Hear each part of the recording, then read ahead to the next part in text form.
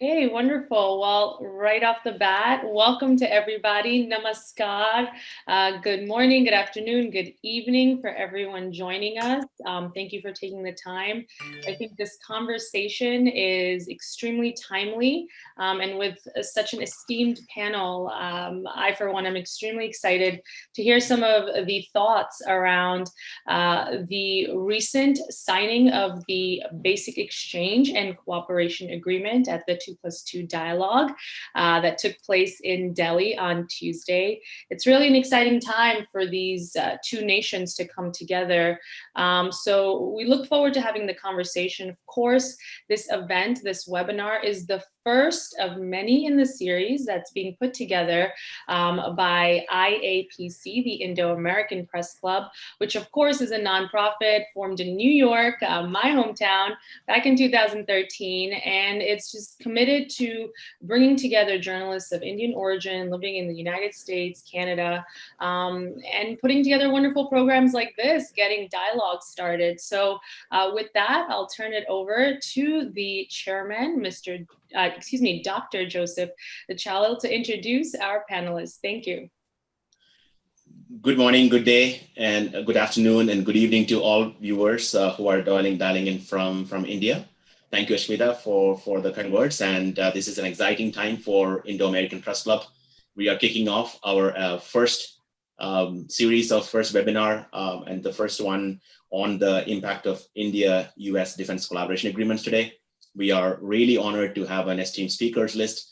I hereby welcome Lieutenant General PJS Panu, former 14 Corps Commander of the Indian Army in Ladakh, and the former Deputy Chief of Integrated Defense Staff. We are lucky to have Vice Admiral Shekhar Sinha with us. He has received several awards, including Param Vishisht Seva Medal, Adi Vishisht Seva Medal, and is a former Western Naval Command Chief of the Indian Navy. We have our own Ambassador Pradeep Kapoor, a luminary diplomat and a former Indian ambassador to Chile and Cambodia. He's currently a visiting scholar in Washington, D.C. and a recipient of last week's IAPC Excellence Award in Literature when we had the International Media Conference. We are lucky to have Ambassador Deepak Bora with us. He's a former secretary at the Ministry of External Affairs and a former ambassador of India to Poland. Mr. Richard Rosso, Senior Advisor and Wadhwani Chair in the India-US Policy Studies at the Center for Strategic and International Studies here. We have Professor Madhav Nalapat, who is the Director, the Department of Geopolitics at Manipal University, and the Vice Chairperson at Manipal Advanced Research Group. Welcome, Professor Nalapat. And finally, we have Mr. Sri Iyer, who is an inventor, an out-of-the-box thinker. Sri Iyer has over 37 patents in the areas of hardware, software, encryption, and systems. And he's an author of several books, including several Amazon bestsellers. So to this esteemed group of individuals, welcome and thank you. And again, Indo-American Press Club is honored to have you. We are a 501c3 nonprofit organization. I'm one of the largest Indian such organization for Indian Americans in this country, including Canadians, Americans. So we are honored to have this, and we will be doing multiple such events going forward. Please visit us online at IndoAmericanPressClub.com and subscribe to our YouTube, Facebook, and like our program going forward. This will be live cast in several international channels and will be placed in different media organizations afterwards. So back to you, Ashmita, for the program. Wonderful. Thank you, Dr. Chalil. Once again, a really esteemed group of folks joining us this morning to get this conversation going. I think we have a lot of key sectors covered here with this group. So when we talk about the US-India relationship, this relationship stretches back decades. It persists beyond any specific current administration. Of course, certain administrations have enhanced it and grown and further developed the relationship. So when we talk about the growth in this relationship and the administration's effect with the US presidential election looming just few days away. I think everyone's holding their breath for this one. If there is a change in the administration, how can we see this relationship between these two countries being impacted? And I'm going to start with Ambassador Kapoor for this. Ambassador Kapoor, if you could kick off the conversation here. Well, if there is a change in the administration in the U.S. with the elections, due on the 3rd of November, there would be some changes between India-U.S. Interaction and relations, and a lot of other areas there would be continuity. The changes where I see prominently between the two countries would be somewhat of a slowing down in the Quad relationship, which is the India, US, Japan, and Australia, to some extent, the strategic discussions. What the current administration of Trump did in his 4 years was to ratchet up our security and strategic dialogue to a very high level. And Secretary of State Mike Pompeo, for example, made some very important announcements on behalf of the government and the administration in the last few months in particular, which have changed the dynamics of India-US relations in a very significant manner. Having said that, sitting here in Washington, D.C., what I see is that a large part of the strategic community in the US, a very significant component of the political community in the US, including the senators and the congressmen at the House of Representatives on the Capitol Hill, the academic community in the US, the business community in the US, most of these communities are quite unanimous and decided, and there is a consensus that future relations between India and US are going to be very important and could become the defining relations and defining partnership for the 21st century. The media and some elements of some other segments which are having vested interest with China or other countries, they are trying to sort of put forward an alternate hypothesis, alternate point of view. But overall, I feel that it will not be easy for Biden or Kamala Harris to sort of, go back on the steps which have been taken already because of the consensus in all these communities. Normally, the president of the US enjoys a lot of leeway, as we have seen with Trump also, on the actions he took with climate change, on the action he took with the NAFTA, on the action he took with NATO. So there is a lot of flexibility and authority with the White House and the president to walk back also. But when there is so much of consensus and so much of general agreement, for anybody to then make changes is not easy. Thank you. Gee, thank you for that wonderful kind of breakdown, Ambassador Kapoor.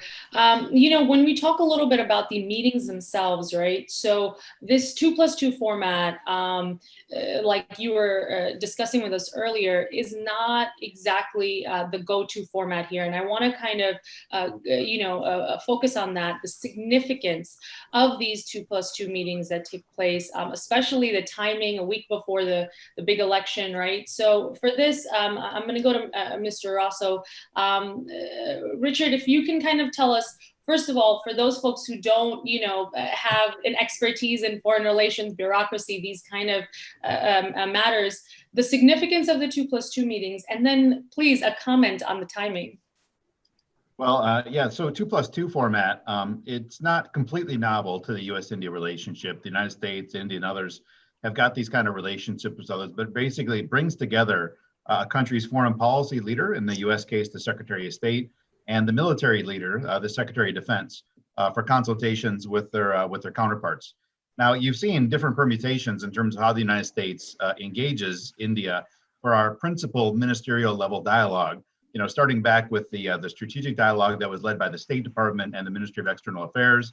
Then you saw a strategic and commercial dialogue launched during the Obama administration that brought the Secretary of State and Secretary of Commerce with their Indian counterparts.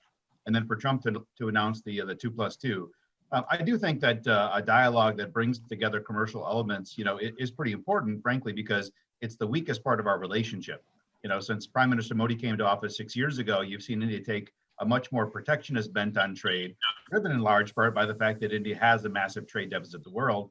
The United States also in recent years has also become a lot more protectionist. So, you would like to see, I think, some evolution that accommodates these real pain points that we've seen in how our governments are engaging on commercial issues.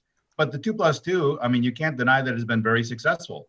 You've seen a signing of significant agreements. You see the United States really opening up our eyes to some of the threats that India faces in the Indian Ocean region, which, I mean, for experts outside the India lane had really not been what we considered, you know, primary when we think about the contest that we face with China across the Asia region.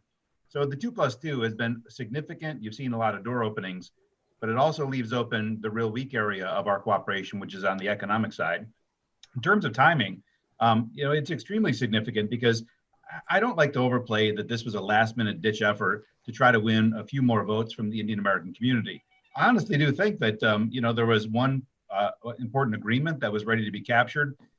It was time to have the meeting. If it didn't happen now, and especially if President Trump loses the election, it could be, you know, 5 or 6 months before you have the U.S. administration put back together and ready to engage again. So, you know, it's either now or it looks like we're kind of putting the dialogue with India on hold. And we did have at least one significant agreement to soak up. So the timing was important just to show that the relationship with India is important. I think some of the political overtones here in the United States are overstated sometimes. Wonderful. Thank you, Mr. Russell, for that. I want to go with the same question to Professor Nalapat, but I want to make a comment here on a little bit what you said, Mr. Russell. You know, earlier when we were talking, a point was made by General Panu.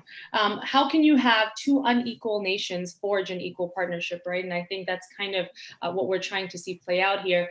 Professor Nalapat, I'd love to hear your take on the same question from the India perspective, the significance of this 2+2 meeting. And like Richard said, even if it is a last ditch effort to get a few more votes at the worst, do you see the greater potential of this related to the timing at all? What do you think, Professor? Well, I'd like to say that I don't think votes were behind it. I'd like to say that the reason why I think this meeting took place, despite being so close to the US election, is essentially because this is the final bookend. You know, you had a beginning of the bookend in 2001 when there was a military intelligence agreement. Again, that was a BJP government, Mr. Vajpayee's government. Subsequently, you had, then there are 3 foundation agreements. The first foundation agreement was signed when President Obama was in the White House. And I'd like to say that for the first 5 or 6 years, I mean, about 5 years, of Obama's, 8 years, there was the shadow of the Clintons. And pardon me, but if I'm treading on some toes here, but Bill Clinton was never really friendly to India in terms of practice. You separate the words and the practice, he was never really friendly to India. But once, that shadow left, Obama went very far towards being friendly to India, and an important agreement was signed during his time. And the remaining 2 agreements have been signed during the time of Donald Trump. And it's not incidental that all 4 agreements have been signed during the period of the BJP government, or the 3 agreements have been signed under Prime Minister Modi. Prime Minister Modi, as you know, there were problems with his visa, but he put all that aside as soon as he became Prime Minister and made the development of relations with the US a priority. Now, why is that? It is because it is very clear, and I would like to say that to the Chinese, it's been very clear that they are in some kind of a conflict with the US. On the US side, I think it's been less clear because the Chinese definition of conflict is dominating mind space, dominating decisions, whereas in the American the definition, it's basically a lot of guns and artillery and bombs. And if you don't have that, well, you're not at war. I'm sorry, but the Chinese are a little more subtle about these matters. So the reality is that the American side, I think, has definitely realized that there is a conflict between China and the United States. And may I point out, for example, in the case of COVID, the pandemic. Now, I know I'm not one of those conspiracy theorists who say that China exported the pandemic, although about 6,000 flights leaving from Wuhan and other parts of Hubei province, the rest of the world, certainly spread it. I'm sure the Chinese were completely unaware that flights carrying passengers who carry COVID would spread the disease. And remember, WHO assured everybody that those flights were safe. So maybe the Chinese believe the WHO, let me be charitable to them and say that. But the reality of the situation is today, the United States fully understands that there is a conflict going on with China, and COVID has resulted in a huge expansion in the power of the bureaucracy over the citizen. I mean, I'm looking at television and I'm told in the UK government is going to decide how close you are going to sit with your wife or your children in your own house. Well, I mean, after the Magna Carta, I don't think that's ever happened, but to the Chinese, that will be music. It's the Chinese system, transplanted because of the steps being taken in the COVID virus. And I would only like to say that, again, if you don't mind a minute more, in the case of HIV, you had an effort to create form a virus. The virus kept on mutating. There was no vaccine. But what happened was therapeutics worked. And ultimately, it was George W. Bush, a Republican president, who decided that enough is enough. We are going to turn to India. And 90% of the therapeutics for ensuring that AIDS is no longer a fatal disease comes from India. My own guess, and I'd like to say in my department, we do a lot of futures planning. My own guess is that, okay, we may have a vaccine, but we're definitely going to get therapeutics. And if that happens, if you need therapeutics that are affordable to the world and the United States included, you'll have to get them from India. That can be a great partnership. And that's why I was encouraged when Secretary Pompeo talked about the health partnership also. I want to say that today in Cold War 2.0, India is as important, more important than China was in Cold War 1.0, which is why I'm not worried about whether Joe Biden, I'm not worried about what Hunter Biden did or did not do. I'm not worried about whether Joe Biden was soft or squidgy on China or not. The United States now knows it is at war with China. And one thing that the Japanese found out after Pearl Harbor, when the United States decides on something, well, then you better keep out of the way. Absolutely. Thank you so much, Professor. Secretary of Defense Mark Esper, who was involved in these conversations, these 2+2 meetings, said that the defense ties between our two nations remain a key pillar of our overall bilateral relationship. So I want to go and talk to the brass that's joining us on this call, Lieutenant General Pannu and Vice Admiral Shekhar Sinha. Let's get your opinion from a defense standpoint. What is the significance of this U.S.-India collaboration agreements, and any comments on the timing, of course, would be much appreciated. We'll start with you, General Pannu. Today, as we sit, all of us, I think it's a great testimony that the fact is that we are sitting together, we are sitting with a lot of concern, we are sitting with a lot of hope, and we are sitting with a lot of potential of coming together of two opposite sides of the globe, which never sat together like this. Year 2020 was shaping up, but we never knew it was going to shape up like this. Really speaking, the United States and India sit on two opposite sides and two different islands of the world. We have some similarities, and we also have certain dissimilarities, and therefore that is a challenge. India has over 7,000 kilometers of coastline, and double of that is our frontier with two nations, one on the west, that is Pakistan, and in the north, which is China. With both our neighbors, we have territorial disputes. And today, as we stand, both have become our adversaries, and enemy to the west and adversary to the north, both collaborating and may come in for a military collusive action against India, not only to settle the territorial dispute, but also look at us in a manner that if any nation in this region has a potential to rise, it is India. Having said that, today the relationship is defined by 5 T's, and I would talk it in terms of trade, territories, technology, terror. And also when you talk about the trillion-dollar economies, that is economy.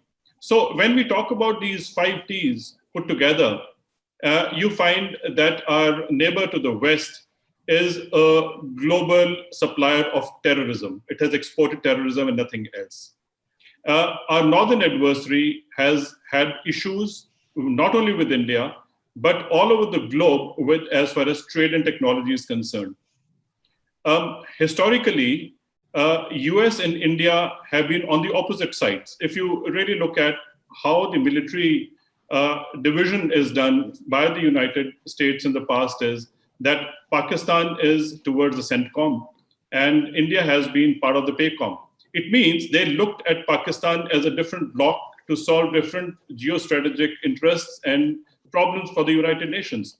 But I would give marks to somebody who coined this new terminology, which has a geostrategic significance, calling it Indo-Pacific. When you talk about Indo-Pacific, it is really turning the whole globe and considering India that we are also a global power, we dominate, and we always looked at the Indian Ocean region as the area of interest. And the Americans always looked at the Pacific, and they looked at us from different windows where Pakistan is concerned and India is concerned. And India has been historically in the Soviet bloc. The military equipment, we have long-term agreements with Russia. A large number of platforms have been Russian in origin. But this year and few years, the way things have changed up, there has been a seismic change in the geopolitics of this region and of the whole globe. How do we decouple? The Americans have to decouple from Pakistan because they never saw Pakistan as a threat to India as far as terrorism is concerned. We saw China from our own window of a threat to us. But if Russia and China put together, bring trade and technology together, and if Pakistan and China put trade and terrorism together, you see how the whole globe has turned around. I think two democracies, which we always spoke about two democracies, but I think we had more divergences than a commonality of democracy. But now we have common interests, and I'm glad Americans have recognized the interest of Indian, that we sit on the opposite side of the globe, two democracies, and also the diaspora, which sits in America, I think brings in a lot of traction between the relationship between the two countries. IAPC is proof that the Indian diaspora really pushes the American interest onto the Indian mainland. So therefore, I don't know whether I should thank China, but the fact is that today there is a common threat of China, not to the world, but literally speaking to India, because we have a direct territorial confrontation. We have over 100,000 troops sitting on higher Himalayan regions defending our territory. We are not belligerent, but Chinese being a threat to the world are really pushing the envelope territorially on our northern fronts, and also as far as the South China Sea is concerned in the ASEAN region. But the fact is that the Russians have been long-standing allies of India. How do we decouple the Indo-Russian old, not alliances, but relations? And how do we make America decouple from Pakistan and make this entire region, Pakistan, China, India, see as one part of the problem? And how do we come together? And I'm glad that these agreements that we are talking about have been signed. It means the militaries can come together. We can be interoperable. We have a larger understanding of a problem. And if militaries come together in exercises in a few days, I think the ships are taking place, position into the Malabar, where the Quad countries are forming up together for this exercise after a very long attempt. Admiral Shekhar Sinha will be able to throw more light on it. I think with all the agreements in place, interoperability and the intent, and also in physical form, the militaries can come together. But will this make a cogent relationship? That is what we need to see, and we hope. Absolutely. Thank you, General Panu. And I think you raised a couple of really good points here, right? The focus on the transition or the evolution of the Pakistan-US relationship as a result of these agreements is definitely something to watch. But I think the bigger point here is my enemy's enemy is my friend, and that seems to be playing out with the China situation, definitely. Vice Admiral Sinha, I'd love for you to comment on the same question and maybe shed a little bit more light about these Malabar exercises, specifically in relation to this quad grouping that we're hearing about, and if there's any potential for this quad in this Indo-Pacific region, like General Panu was talking about, has the potential to become a NATO-like alliance in that region. Vice Admiral Sinha. Well, thank you very much. And thank you, Dr. Joseph, for inviting me to this program and seeing so many my very good friends and really on the Indian strategic circle. They are very respected ones. There are one point which I completely agree with Secretary Defense Mike Esper when he says that the main pillar of the relationship between US and India is actually the military relationship. It was in 1992-93 when I first participated in the Malabar exercise. It was just a bilateral naval exercise, nothing more than that. It didn't have any MEA clearance. It didn't have any anything to do between two countries. But we have had a government which the ministry cleared for us to go ahead and do the exercise. And 2007, the only time that we have had 5 countries participating. And again, I was one of the officer in tactical command as a rear admiral, and I saw the changes and the complexity of the exercises which has gone up. So as far as the signing of agreements are concerned, my view is that it has all been necessitated because of the increasing complexity of exercises, the naval exercises between these two navies. Otherwise, there would have been no need to sign a COMCASA. There would have been no need to sign BECA, really.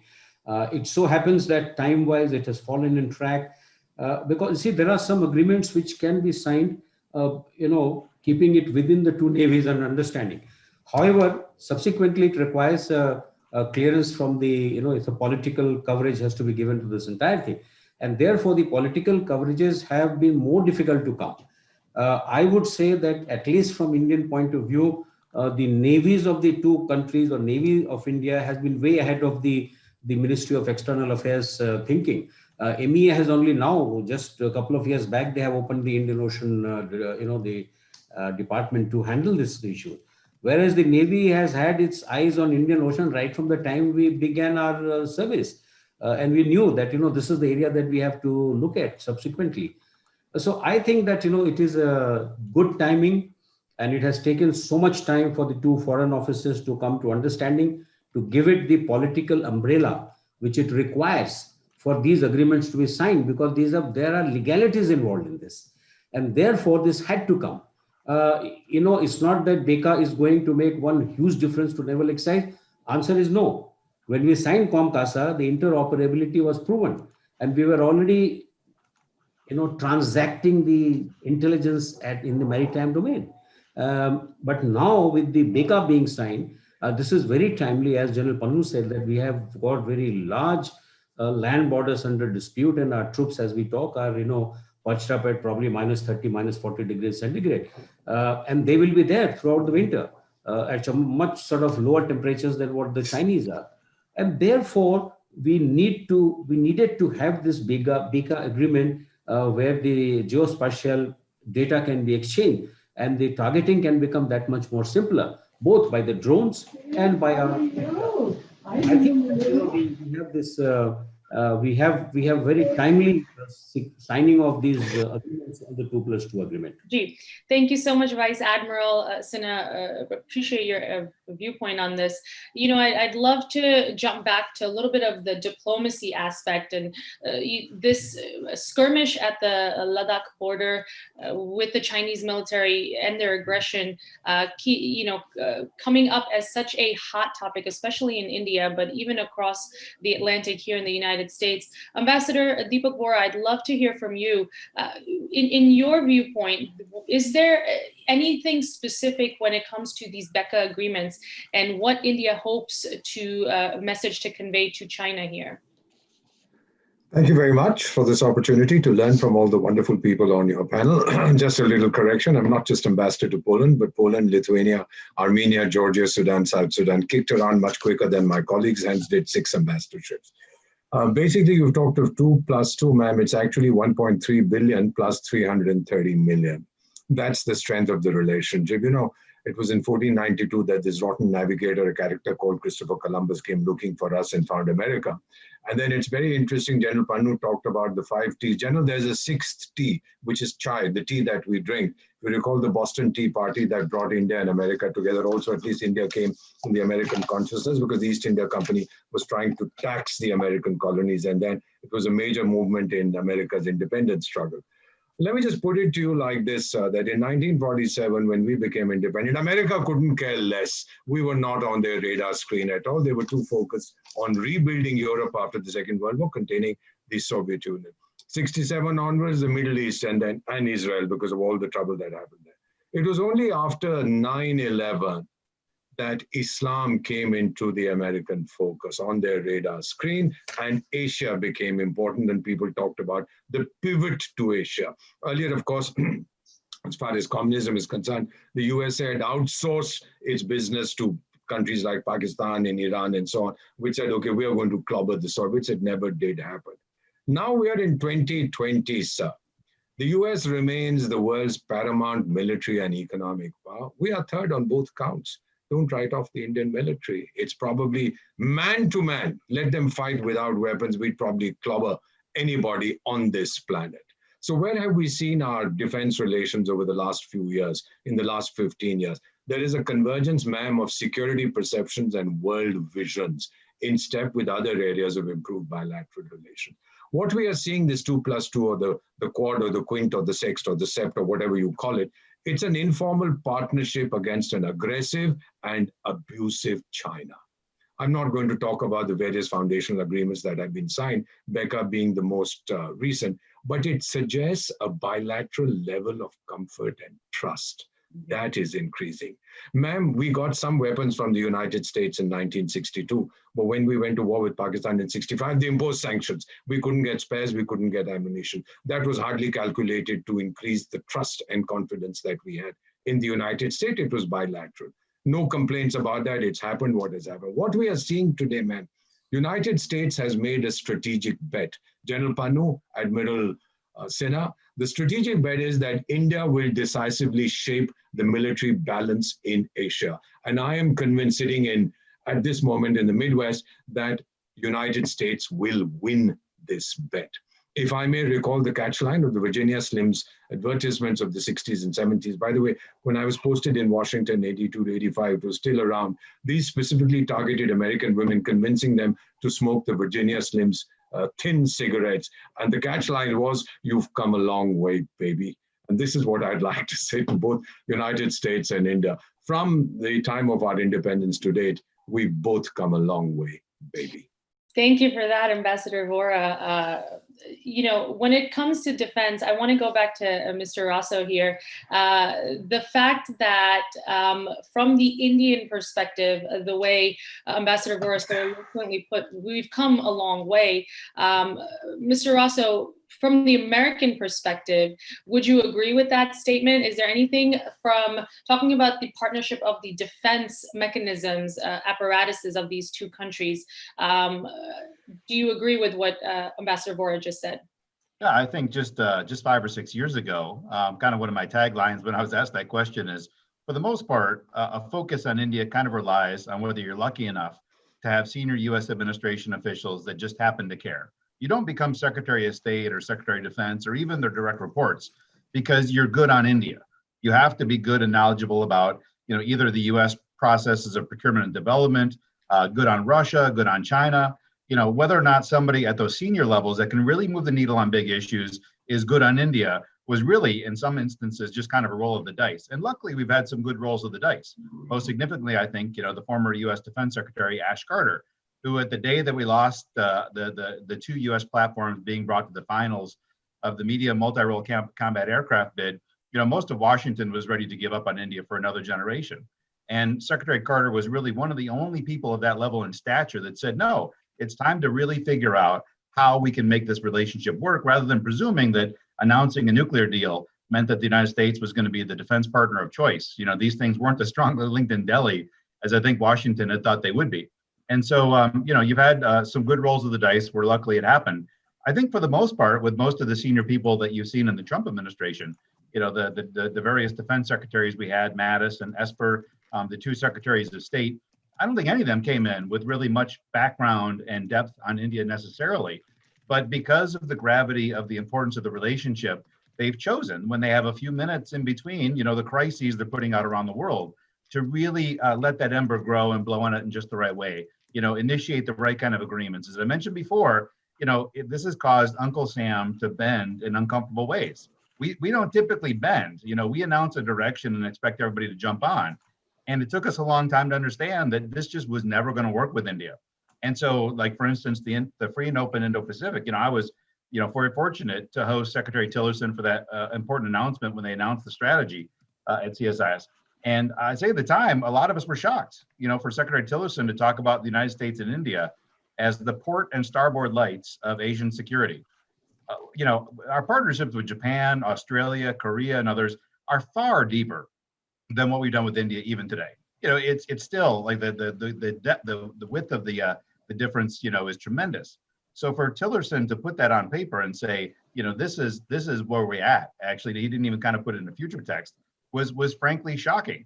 But at the time, as I mentioned in my last comments, this Indo-Pacific term, the Indo was really about dragging India, hopefully, into the fights that we saw as most prominent in the Western Pacific.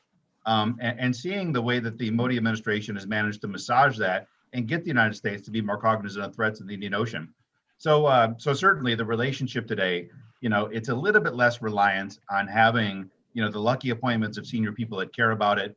There's so much momentum there. The fact that we can sign agreements so much faster than we could before, that really provides momentum that we just hadn't seen before. So leagues away from, 22 years ago when I first started working this beat, and there was very little to speak of. The question is, what do the next phases look like? Is it the bilateral? Is it the Quad, as you brought up before?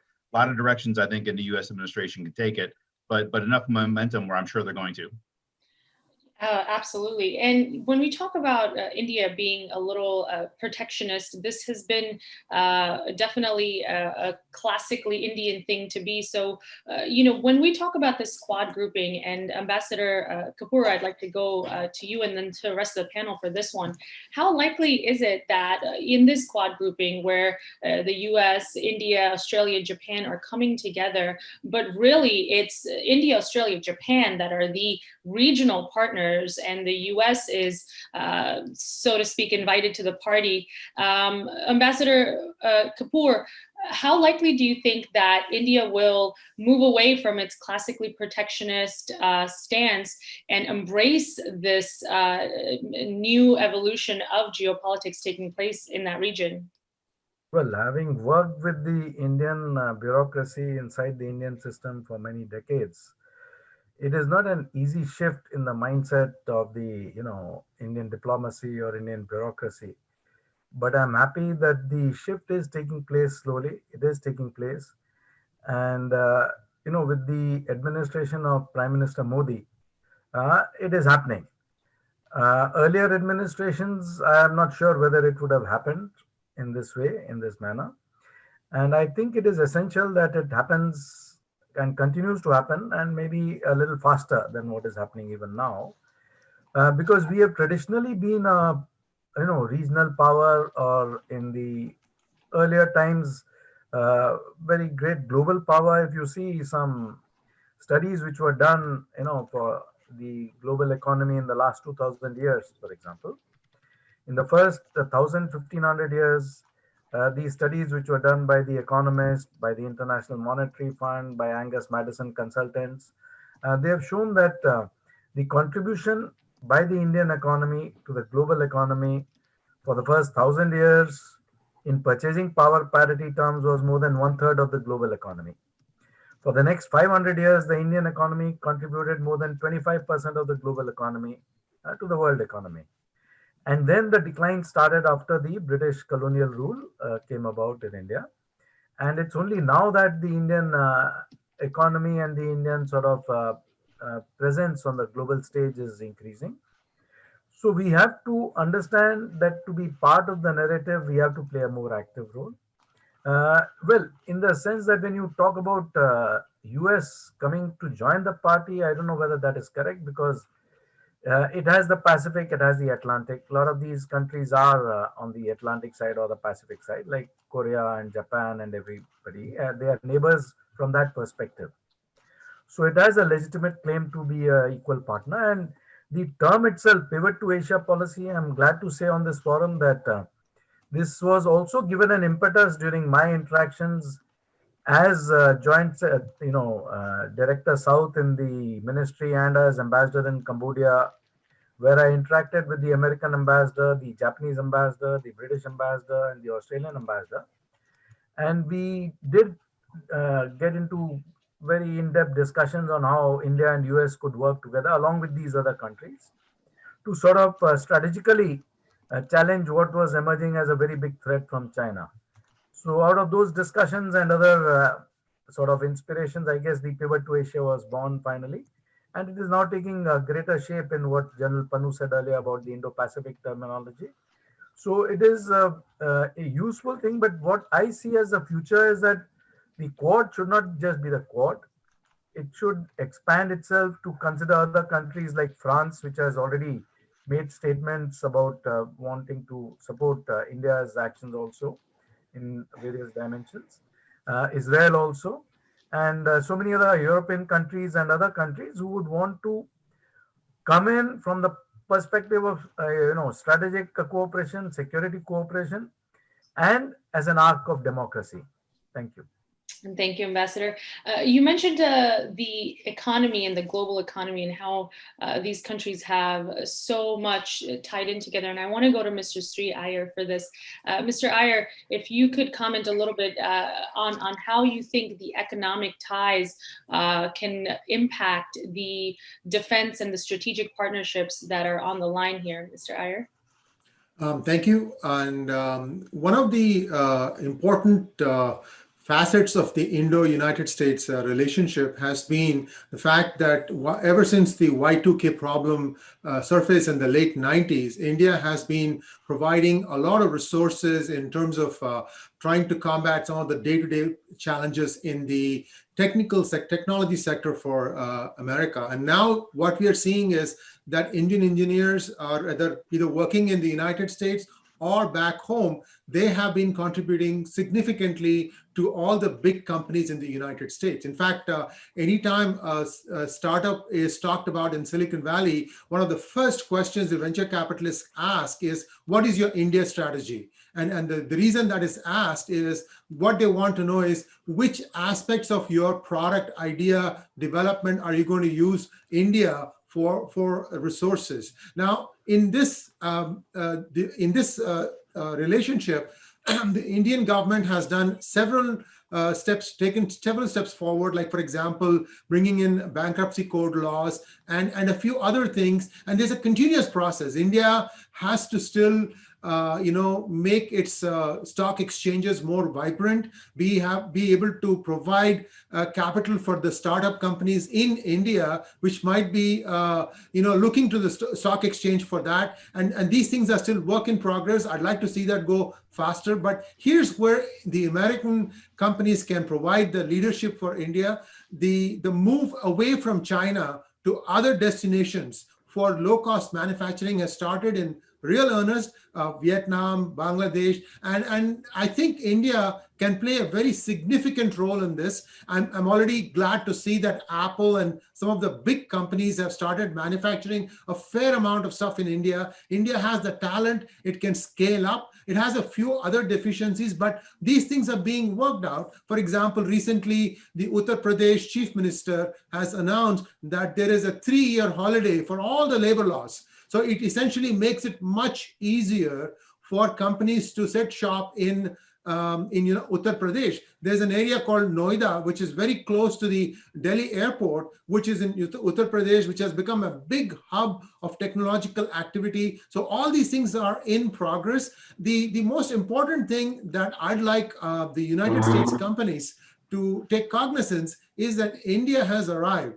India has taken to internet like a fish takes to water, and they have been completely, absorbed in this. Just to give you an example, during this Corona phase, the number of online streaming companies in India is already 6. I mean, you for the longest time in the United States, you had only Amazon and Netflix and then Hulu.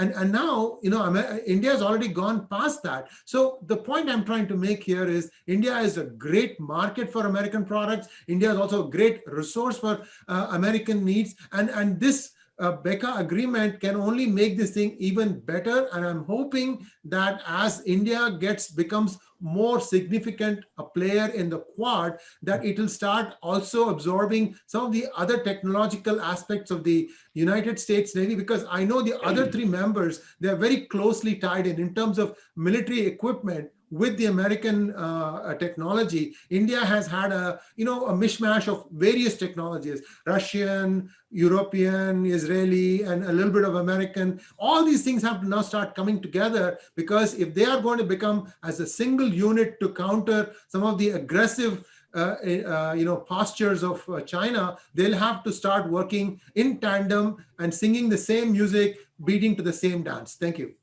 Thank you, Mr. Iyer. You talked a little bit about China and Russia and how some of the things that India can offer from an economic standpoint have to be better specifically than what China is offering right now. Coming back a little bit to the defense portion of this and the policy that's at play here, Professor Nalapat, I'd love to hear from you. How is China and Russia, how do you foresee them reacting to this new relationship that's taking place here? Well, I'd like to say that both of them were extremely unhappy about this Indo-Pacific construct, and both of them are hoping that a Biden administration will do away with the Indo-Pacific and go back to the old Atlantic, Pacific, etc. You see, let's not forget one thing. After the Second World War, the Atlanticist order was created because both sides of the Atlantic did form the center of gravity so far as global geopolitics is concerned. Today, economics, technology, and strategic interest has ensured that it's North America and Asia that is the very key relationship. And I've heard some countries being named as members of the Quad. I would like to see Vietnam. I'd like to see Indonesia, for example, as members of the Quad, because the Indo-Pacific today is not the Atlantic era anymore. It's the Indo-Pacific era. And that is something which I think many people in the United States have not yet recognized. Second point I'd like to make, look, when, how do the Chinese do, be the success they are? Not because they produced every bit of their nuts and bolts in China, but they got it from all over the place, assembled it, added value to it. In my view, the Sino-Russian alliance is going to pose a formidable threat to the US defense industry, a formidable threat not just in terms of security, but in terms of defense sales. And for that, therefore, there has to be a reliance on platforms in India. And if these two countries come together, if, for example, you have aircraft manufacturing plant, let's say Nashik was building Russian jets for a long time, but now that is a decision has been taken to discontinue that, not to go in for a new generation Indo-Russian fighter.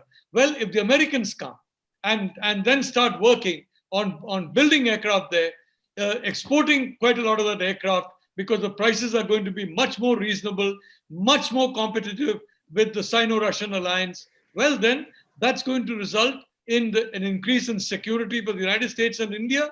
It's going to result in more American jobs than Indian jobs, and less Chinese jobs and less Russian jobs. So I'd like to say the complementarity between these two countries is enormous. And I think the general will agree with me in this particular problem that we had with China, in which I think, we frankly, a lot more Chinese soldiers were sent to the other world than the martyrs who died on the Indian side. But in this, American equipment was very important. So you have a lot of people in the military who have been basically soaked in the past. In the past, the Americans were the bad guys. The Russians were the good guys. But then you have the Apache helicopter. You have the C-130, lift aircraft. You have Chinook helicopters.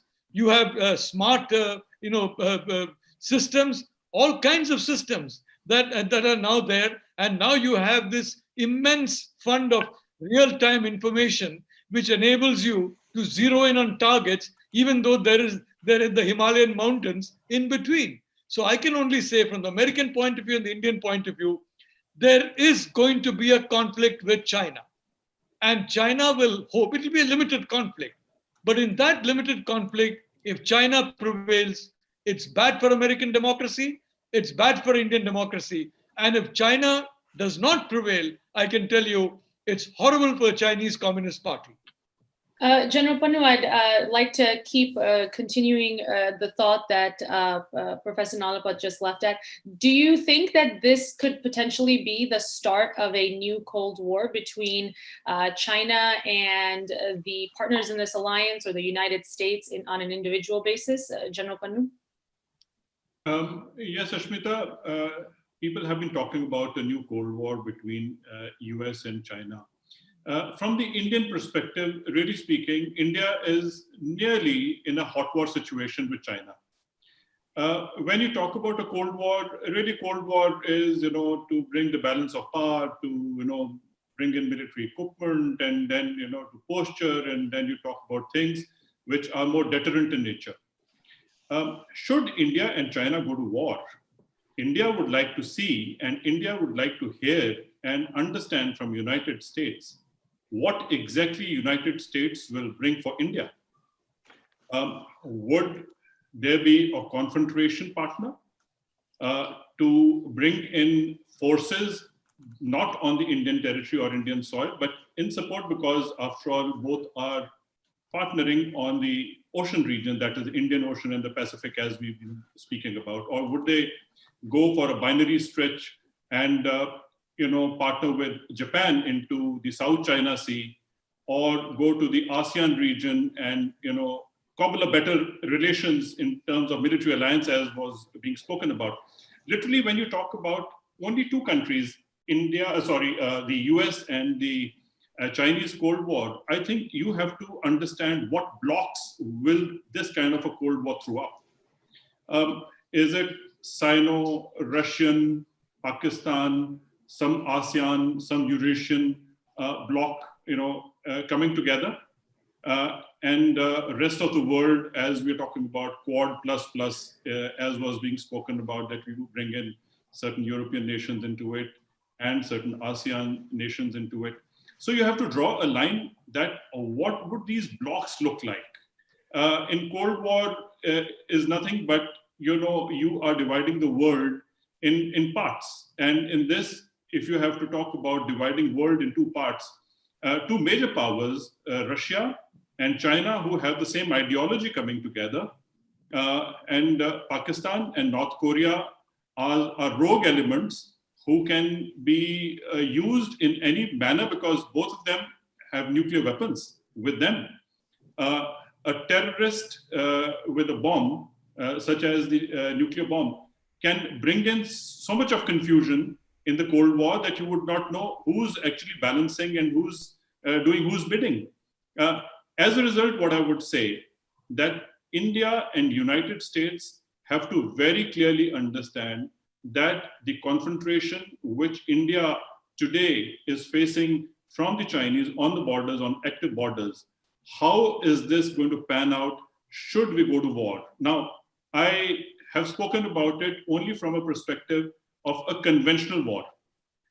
Today, from technology and all the elements of the agreements that we are talking about, sharing of information and having the communication and interoperability, literally speaking, when two militaries or a couple of militaries put together and become interoperable and they exchange information and then the high technology of missile warfare, space warfare, cyber warfare, chemical and biological warfare has already been unleashed, and people are still trying to understand whether COVID is part of the biological warfare or not. But literally speaking, why is the year 2020 different? Year 2020 is different because the start point was COVID. And China has actually attacked the world. If still people want to go in for an alliance or a partnership of necessity with China, such as the blocks that I have spoken about, I think China may not really find trustworthy friends, because they will continue to attack because of the corridors, BRI and all that was cobbled up. I think there is a military strategy behind the BRI, and how they are actually laying the string of pearls all around the world. But I think this is more complex. I would not really talk about the US-China Cold War. I think the dynamics are very, very different, and we have to shape up in a manner so that China or their allies or prospective allies do not bring in a major confrontation, and India is going to be as a front line, and we are very concerned about it. And we'd like to know exactly what America will bring for us. Absolutely. Thank you, General Pannu. While India and China may be engaged in a hot war, India and Russia, on the other hand, do have certain ties that are currently in play. Ambassador Vora, I'd love to hear from you. How do you feel that these emerging agreements and alliances, and specifically the BECA agreements that were just signed, will impact the India-Russia relationship? Well, thank you very much for this opportunity to come back. First of all, as General Pannu has said, in which we clearly believe, in the event of a confrontation with China, we do not expect American soldiers to come in with guns blazing. Well, what we did want was access to certain technology, to certain weapon system, and to hard information, which we are getting. What we have with the United States today, ma'am, it's very important to remember, is an alliance without a formal treaty. You can couch it in whatever language you want, but that is the reality. Frozen narratives, fossilized mindsets have gone out the window, and we have a brand new, shining brand new, just off the shelf kind of partnership with the United States, a partnership of people who are angry and aggrieved by what these fellows in Beijing are doing, the Chinese Communist Party, not the Chinese people. So your question about what will happen to our relationship with Russia, we're adept. We have a lot of experience of managing these kind of relationships on their own, keep each bilateral. Certainly what we're doing with the United States will have an impact. The Russians might get upset, but so be it. May I just say one more thing, ma'am? All this talk about Russia-China nexus, ma'am, Russia is the successor to the USSR. They haven't forgotten that they were one of the two major hyperpowers in the world for a very long time. That it collapsed within 70 years is a different issue, but they have very strong recollections of that. They're not going to play second fiddle to China. This is where China is making a mistake, thinking that Russia, because of its present economic difficulties, is going to play second fiddle to China. It will not for very long. And therefore, I think we have played our cards brilliantly, thanks to brilliant diplomats like Ambassador Pradeep Kapoor, not like me, that we now are in a position where both sides are looking to us as a nation, the youngest country in the world, with a formidable army, with fighting experience, able to deliver what we want, which is a free world, ma'am. That is it, period. We don't want a world with Chinese characteristics. Happy birthday, the Chinese can keep it themselves. We want freedom. This is one value that the human mind accepts, adopts, has wanted across the years. And the Indian military is able to do it, ma'am. What you've seen in Galwan, we are used to fighting at that. I'm special advisor in Ladakh to the autonomous councils. I know our boys are the best in the world. We fought 1999, the resilience of the Indian Army. The Americans sat up and said, hey guys, these fellows went up those heights and clobbered those guys sitting there. Yes, we did. And we'll clobber the Chinese if they try to come in. General Pannu, you may not agree. I believe we are the finest fighting force ever in the history of mankind. I rest my case. I agree. I always agreed on this, Ambassador. Thank you. From our days in Sudan together. Thank you, General Pannu. Absolutely. So we've covered a little bit about the India-China relationship in India and Russia, but I want to pivot now to the United States and Pakistan. This was touched on briefly earlier in the conversation. General Pannu mentioned this. You know, I'd love to hear from Mr. Raso. Mr. Raso, how do you feel that the United States-Pakistan relationship will transition as a result of these Becca agreements, knowing full well the sentiments regarding Pakistan on the Indian side? Well, I think, you know, by and large, the United States now shares those sentiments. Pakistan has some direct utility. I mean, ultimately, as it exists today, the future of Afghanistan will lie to some extent, you know, through Pakistan. So as the United States begins to consider our options, and of course, for a while now, we thought that an absolute and utter withdrawal from Afghanistan was quickly on the cards. We don't know, you know, should President Trump lose, how Vice President Biden might take that up as president. But ultimately, trying to win Pakistan's support for stability in Afghanistan after a U.S. withdrawal, when that happens, that'll always bob up as one reason that Pakistan is going to remain fairly important. I think we can all debate till we're blue in the face about whether Pakistan would ever truly support that as an initiative, at least for a government that wasn't directly controlled by Pakistan itself. But that one area of utility will mean that the United States will remain engaged. But in other facets, you know, this idea about decoupling how we treat India and Pakistan, it is now so far in the rearview mirror, it's simply not a question, except for when India or Pakistan raise it. But for U.S. Strategic analysts, you know, we treat the two so very differently. And frankly, I think that recognition from Delhi has really been one of the factors that's allowed us to kind of unlock the ability to sign these agreements and move forward on our defense relationship. I think at the end of the day, you know, India's own strategic analysts realize, you know, there is some utility in the Afghan question, but there's no love for Pakistan, you know, barring that from senior players in the United States administration and those, you know, that are just on the outside that help to guide the security front. So to me, you know, the divorce has been fairly significant, but still some utility that will linger for Pakistan because of the Afghanistan question. But that's about it now. Thank you. And I'd like to get an Indian perspective on the same question. So we'll go to Ambassador Kapoor for this. Ambassador Kapoor, how do you feel that the U.S.-Pakistan relationship will evolve as a result of these agreements?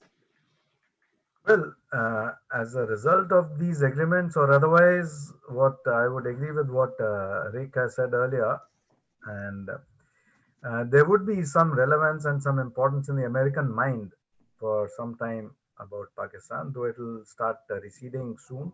Part of the reason has also been what we have seen in the Ministry of External Affairs. Here, I just want to tell you a few stories about this aspect, that the way the US diplomats, particularly single lady diplomats, have been treated in Pakistan in the past, you know, has been like walking in the air. These lady diplomats are treated like queens, and they get the best men from Pakistan, and they get the best gifts before they go back. And we have known so many diplomats who have come back to the US State Department and have written notes which are quite you know, absurd and in the extreme, favoring Pakistan. So that sort of you know, remnants of those thoughts and actions will continue for some more time, because to me, Pakistan is more a piece of real estate play for China today than for US, and a very costly piece of real estate in terms of the terrorism, in terms of the future problems which it will create for China in so many different ways.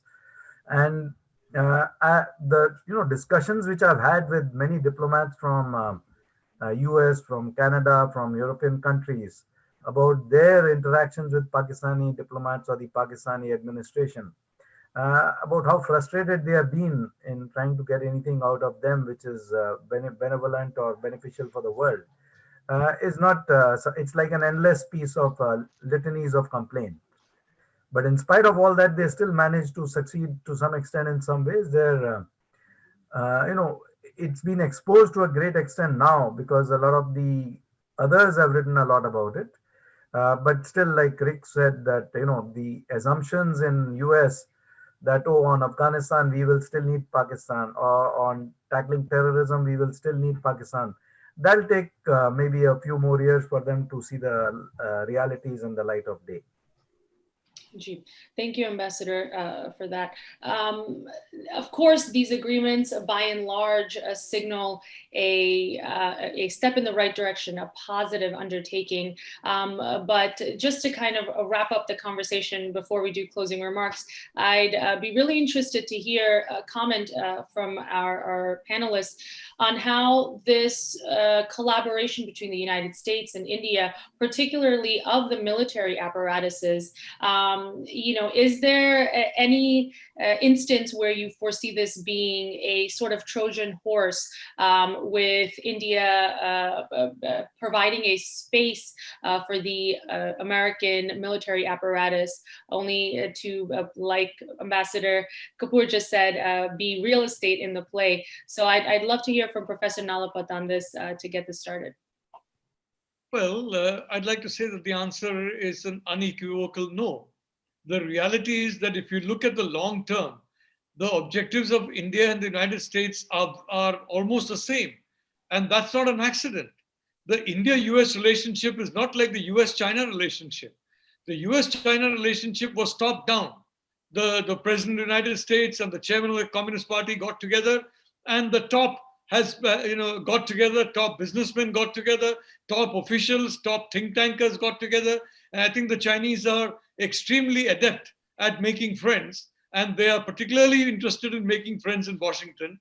But the Indian relationship is because of the of individuals like the members of the Indo-American Press Club, and millions of people who have migrated from India to the United States, millions of people in India who are working in the knowledge industry in the United States, hundreds of thousands of Indian Americans who are working in the same industry.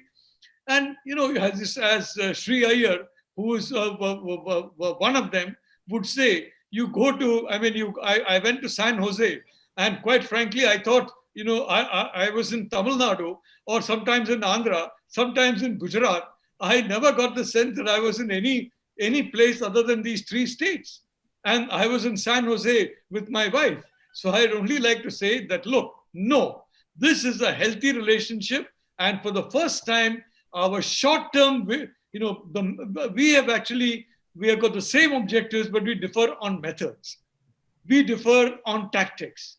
But now, because of the threat that we are facing from China and from terror, and these are the twin threats that India and the United States will need to fight together, terror and China. And it's not an accident, the two countries that, the country that General Pannu is naming. Now, frankly, I would like to hand it to my American friends. They are the most generous people in the world. You have a country where in Kunduz, for example, all the Pakistan military trainers of the extremists and Al-Qaeda were removed, were courtesy George W. Bush, President Bush. You have a country where Osama bin Laden was hiding in plain sight of the Pakistan military, and they knew nothing about it. You have a country where the Taliban, who gave the names of around 1,600 so-called warlords to the Americans, and the Americans gave rich amounts of money to these warlords. And guess what? They gave money to, I'm told, about 1,100. Of that 1,100, approximately 1,900 turned against the Americans, as they were going to from the very beginning.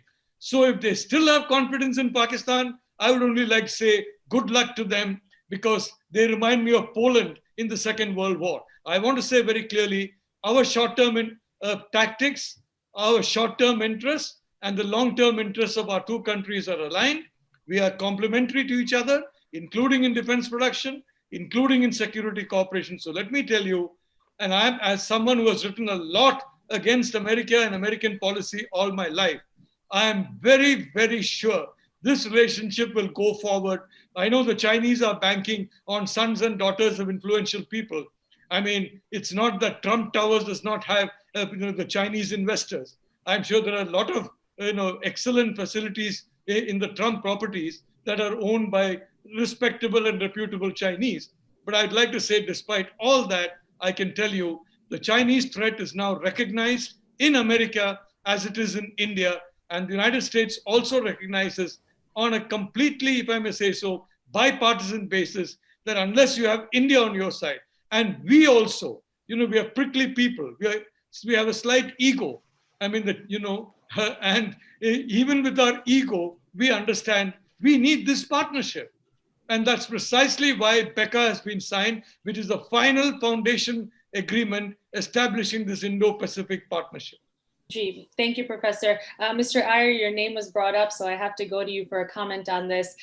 Do you agree with Professor Nalapat's sentiment that this alliance, this partnership can only mean good things, Mr. Iyer? Yes, indeed. But like they say, it takes two hands to clap. There are some things that India needs to do that would help America go a long way. For example, in Afghanistan, India is more culturally aligned with Afghanistan. And when the United States came asking for help, India should have stepped up to the plate. I know I'm going to tread on a few toes here. Please forgive me for doing so. India should have stepped up to the plate, and they should have offered to help out so that when this transition, now US had no option because India said no, other than to go and sit on the same table with the Taliban. So this was unfortunate, especially because I'm told that Prime Minister Modi in his visit in 2017 promised that India would put boots on the ground in Afghanistan, only to welch on it when McMaster's came calling to India. These kinds of things will not help. I hope this is the first and the last time that something like this happens. In fact, if you look at what has been happening in the last few days, Iran's Chabahar port is definitely in play for India. And I hope that through Chabahar, India has a plan to reach Kabul by road through Iran. And I hope this thing bears fruit and that there is a road access to Kabul from Chabahar. And I hope India can make use of that. India can build it for them. India can maintain it for them because it's a neutral country as far as both those countries are concerned. And let's hope that something like that happens, because this is not just, we get all the technology from America and India suddenly becomes, a superpower. It's both sides. America needs help. Even now, it is never too late for India to get involved in Afghanistan. Let them make us strike a hard bargain. Ask United States, we will need this, all these drones, these aircraft, these things. And in exchange for that, we will put 20,000 boots on the ground in Afghanistan. Let them strike a hard bargain and let them move forward with that. That's the kind of partnership that I'd like to see. Thank you. Thank you, Mr. Iyer. I think Vice Admiral Sinha, you wanted to chime in on this discussion, Vice Admiral. Yeah, it is often said on these forums, but the India has its own national sort of compulsions, a national view. After all, it's a democracy. Just like it has become important for America to walk out of Afghanistan, it is also important for Indian polity not to enter Afghanistan militarily. And as far as the road is concerned, I hope that Mr. Iyer knows that the road from Dilaram to right up to Herat and further up to Kabul has already been built by India. It is in operation. And from there, it is coming right up to the place called Zaranj on the border. And the other road construction and railway line construction is already beginning. Contract has been let out. So obviously, it is very much because of the India's push. And it is India which has requested the Americans that, you have to have as we understand your issue with Pakistan, that you have to have friends. India has also got enough people who understand, that what should America do? In fact, the Indians have gone to the Americans telling them that you have to have a view which is more congenial to your strategic partners like India, and you keep putting sanctions on them for things like, S-400 and Iran, Chabahar port, and then you expect us to play in your team. Sorry, it will not do. And that is the reason why they respect each other's decision. They have hosted it correctly. And I think it is moving in the right direction, because, any alterations right now, we'll have to wait till the presidential election. We'll see how it goes. But the foundational agreements having been signed, they are institutionalized. And therefore, institutions can't be changed in a hurry. It might slow down the process of institutions becoming stronger, but you cannot take it away from what it is formed. And therefore, there was a hurry. because it's a political decision, and those decisions cannot be changed in a hurry, because the administration, the people, the bureaucracy is going to remain. It has taken so many years to come to this. We did the first draft of Limoa, Beka, and Comcasa in the year of the Lord 2008. And we are now looking at 2020, it has been signed. So all these agreements had a very standard format of the American bilateral agreements. India said, sorry, we don't fit into this standard format. India is not some banana republic. We are 1.3 billion people, and you will have to take our concerns on board. And that is why, ladies and gentlemen, the Limoa, the Comcasa, and Beka, I dare say, they have all taken the Indian concerns and they have been amended accordingly. That is why it has taken 8 years. So I think that, we understand each other, and we can have views. I also have a view, you have, everybody is entitled to a view. But whatever is happening, it is view of the people of that country. So I think we should not forget that in democracy, people are important. Views can be hundreds. Absolutely. Ambassador Bora, speaking of views, I'd love to hear your view on this. Do you feel that these agreements largely are spelling positive things for the future, or there's any concerns that India or the Indian people should have in this regard? This idea of putting boots on the ground in Afghanistan, I think that belongs to a century and an era that has gone by in modern thinking. We've done it only thrice in recent memory, in Bangladesh, in Maldives, and Sri Lanka. Of course, the first two were very successful. The third, the jury is still out on that one. But where this coming together of India and United States, people called us natural allies, makes a lot of sense. That is going to be one of the defining partnerships of our century, because we both stand for freedom. We both stand for the evolution of the human spirit. Let me put it across. We have an American colleague on the panel. Sir, if you were today to say that whoever wants to emigrate to the United States can, let me assure you, 7.8 billion people would be knocking on your doors to get in, which is the population of our planet. Let me also just say, ma'am, as far as China is concerned, never before in human history has one ping pong, whatever the fellow's name is, managed to alienate the rest of the world so quickly. He has destroyed himself. He has destroyed his party. He's probably going to destroy his country unless he takes the lesson of a man who 80 years ago promised his people that they would rule for 1,000 years, the Third Reich, devastated his country, pulled out a weapon, put it to his forehead and pulled the trigger. I hope Mr. Ping Pong gets a lesson from that, ma'am, because the India-America partnership is unstoppable. Strong words, Ambassador Bora. We look forward to. I'm known for that, ma'am. That's why I was never a successful ambassador. Well, I would love to keep this conversation going, but unfortunately, I have to go around and do closing remarks at this stage. So I'm going to get started with Ambassador Kapoor. Your closing remarks on this discussion today, Ambassador. Well, I think that the possibility of the India-US relations becoming the defining partnership for the 21st century is very bright, and both the sides will have to do a lot of work for it. India also has to do a lot of work in setting its own domestic house in order economically and otherwise, but the future is very bright. Thank you, Ambassador. Lieutenant General Panu, closing remarks from your answer. When we talk about the agreements, agreements certainly are enablers. But when it comes to interest, I think the understanding of Indian interests by the Americans is extremely important. For the simple reason that, as in my question, which I had sent earlier, that it is a partnership of not equal, we are not superpower, we are not global power, we are aspiring regional power. But our interests have to be respected, our interests have to be looked after, and all those sanctions and threats of Katsa-like, issues have to be looked at in a very practical manner, that India needs to have more confidence in how the Americans look at us. We would want, US must hold same view as us on Tibet, on Pakistan, on terrorism, on Indian Ocean region.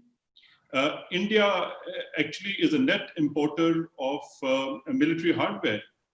We would want transfer of technology. Now, with the agreements, it's going to be possible. We've also signed the ISA.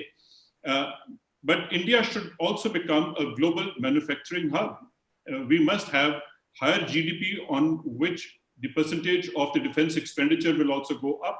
India should not remain only a buyer-seller relation, under these agreements that we get bound by only buying equipment and using that equipment to fight our wars. India needs to be self-reliant, and India needs to have confidence, and we need to have higher GDP. And I think America can look at India to be made into a global manufacturing hub, as was or is China, as of today. I think that shift can offer America and India a great future. Absolutely. Vice Admiral Sinha, closing remarks from your end, sir? I think you're on mute, sir. Vice Admiral, you're on mute. We can't hear you. There we go. Sorry. As far as the the military partnership and Quad and 2+2 is concerned, as I mentioned in the beginning, that it all began with a very nebulous reason that the reason that the two navies were pretty close to each other, and they started off as a normal exercise. But I'm personally very happy to see that it has built to this level, having been associated for a very, very long time, right from the inception. And also, people tend to forget that the first big military sale by the American company was done in the form of Boeing P-8I to the Indian Navy, when we had sort of a government which is not very shall I say, they had more communists in the ministry than the the liberals. And I had a very tough time to get this thing going in the and I'm glad that it is already operational, and it came while I was still in service as the commander-in-chief. So I think that for me, it's a great satisfaction personally, and I would go all out. We have been, Professor Nalapat and I have been discussing this number of times, formally, informally, but this is here to stay. It can slow down, it can become quick, but it's not going to go away. That's all I'll say. Wonderful. Thank you so much, Vice Admiral. Moving along, Mr. Richard Russell, your closing remarks, please. Yeah, just two things I want to underscore, not that they weren't brought up before, but Quad and CATSA. So on the upside, when we think about the Quad, I get asked questions a lot about whether this will be the new kind of Asian NATO. And it's uncomfortable, I think, to put new constructs in those kind of boxes. But there are very defined things that the Quad can do, both military and non-military. On the military side, of course, we've got the first joint exercise among the four partners coming up in November. There's humanitarian assistance, disaster relief. There are joint patrols, and potentially if they become even more aggressive, looking at things like freedom of navigation. So things that are certainly short of combat, but ways that the militaries can work together that are somewhat confrontational, but not too far down the path. But there's also terrific non-military ways that the Quad can improve its interoperability. For instance, India has banned a number of Chinese apps, and the United States is looking to do the same. Doing these things together rather than a bunch of countries all doing it unilaterally, and doing it under a set of principles that democracies and like-minded countries think about, is going to be very important. Technology areas like 5G, foreign direct investment principles, ensuring that critical industries don't get bought out by China that could give them access to technologies that can improve their military industrial base. Regional security, regional infrastructure. So there's a lot of very important, I think, non-military things too that the Quad can look at. It was mentioned by a couple of panelists about CATSA, the Counter-American Adversaries Through Sanctions Act. This is the single most important, significant factor that we're going to look at in U.S.-India relations in 2021. That's the year that India expected to take deliverance of the first of these S-400 Triumph missile defense systems from Russia. And the United States, there is a narrow pathway to offer a waiver on these sanctions. It was widened somewhat, particularly to try to accommodate India. But even when you look at the pathway through the waiver that exists right now, there's a lot of contention about whether it's wide enough to give India a pass, even if the administration wants to. And so, most likely there's a pretty high chance that you may need to go back and amend it further to make sure that India won't be sanctioned by this. But will there be the political momentum to do so? So one critical thing to watch in this space that could really change the future of U.S.-India relations for the worst if things go sour. But certainly I hope they don't, because the future is bright if we can avoid hitting each other involuntarily with some of these actions. But thanks again for having me. Wonderful. Thank you for being here. Professor Nalapat, closing remarks. Well, I'd like to say that Turkey seems to have got a free pass on S-400, and Turkey is now deployed the S-400. India has not even received the S-400. Frankly, if sanctions were levied on Turkey, then I think that would have been understood in Delhi a lot better. But the fact that this has not happened has in fact been quite a signal about exactly how sincere, if I may say so, elements of the United States administration and Congress are. And you'll remember the Senate leader Mitch McConnell has blocked any talk of sanctions on Turkey when the House of Representatives overwhelmingly voted for those sanctions. Having said that, I'd like to say that, look, India has been considered non-aligned or aligned with the Soviet Union. You know, in a situation where companies are decoupling from China across the world, they're decoupling from China because the US-China rivalry is real. They're not going to be in a hurry to come to a country which is quote unquote neutral or ambivalent. They'd like to come to a country that is clearly standing alongside the United States. And I think with the signing of these agreements, India has signaled that that is the case. So having that's why I'm saying, and second point I'd like to say, I mean, 15 years ago, there would have been crowds on the streets protesting these agreements being signed. 5 years ago, there would at least been a lot of op-eds protesting about these agreements being signed. I mean, I'm seeing a lot of op-eds, but I'm seeing very few op-eds except from my old friends in the communist parties that are in any way critical. So the reality is the Indians now accept that we need the Americans. And I think the Americans also increasingly accept that we need the Indians. But I'd just like to say, I have great respect for Mr. Rosso. He's a tremendous scholar. He's done amazing work in policy. But I'd just like to say that, frankly, Mitch McConnell has set a very poor example, and President Trump, a very poor example of the seriousness of American intent by basically giving a gentleman like Erdogan, who is as much a troublemaker as the Pakistan military, as much a troublemaker as any of the troubles that you'll have from the mullahs in Iran, a free pass on the S-400 system. So I think there is something the Americans also need to do to set their house in order, taking on from what Mr. Sri Iyer was saying. And once again, since you've mentioned Mr. Sri Iyer, we'll go to you next for your closing remarks. Mr. Iyer. Thank you, and it was wonderful to be part of this discussion. Not everything is a challenge for India. I believe that Prime Minister Modi is very, very focused on taking India to be a $5 trillion economy. And to this end, he has already done two things. First, he made it possible for companies to easily declare bankruptcy in India. Second, he has given a 15% corporate taxation rate for those companies who are desirous of setting new technological ventures in India. 15% is a great deal for American companies. However, I'd like to have him do two more small things. And with that, I can see that India can easily hit the $5 trillion mark. Number one, it's very easy to do. Peg the US to rupee relationship at a certain number and say that for 4 years, this will stay the same. It could be 72. I'm fine with that. Just peg it at that point, because that helps a lot of the bigger companies who are going to bring in massive investments to plan their investments better. And secondly, you allow those companies who are setting up shop now in India to repatriate their profits at that same rate. See, this is all possible only when everybody knows this is the amount that's going to come in, this is the amount that's going to go out. It is fine, because I can tell you corporate taxation in America today is 20% when India offers 15%. And where is US going to go?